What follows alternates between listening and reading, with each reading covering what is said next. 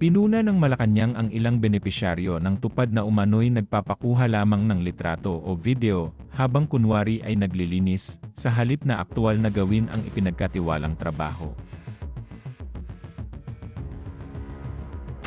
Ayon kay Presidential Communications Office Undersecretary Claire Castro nitong Huwebes, August 13, nakapanghihinayang ang ganitong gawain dahil ang tulong panghanap buhay sa ating disadvantaged displaced workers o tupad ay programa ng gobyerno para magbigay ng pansamantalang trabaho at kita habang nakatutulong sa komunidad. Kabilang sa mga trabaho ng tupad beneficiaries ang paglilinis ng basura, clearing operations, pag-aalis ng bara sa mga kanal, waste segregation at paglilinis ng mga pampublikong lugar.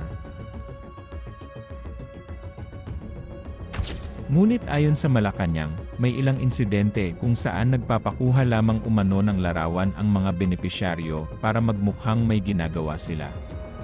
May mga ulat din na ang basura mismo ay inilalagay o iniipon sa isang lugar upang magkaroon ng makukunan ng litrato o video bago ito walisin at pagkatapos ay iwanan muli.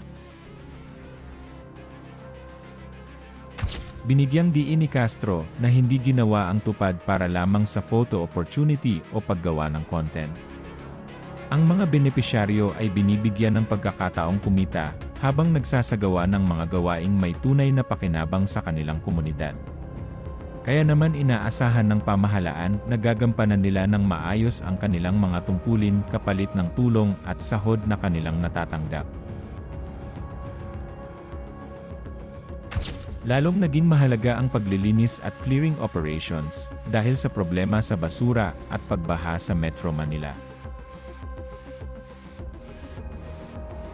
Nauna nang nanawagan si Pangulong Ferdinand Bongbong Marcos Jr. na tugunan ang lumalalang problema sa basura, lalo na matapos ang mga pagbaha na pinalala ng malalakas na pag-ulan dulot ng habagat.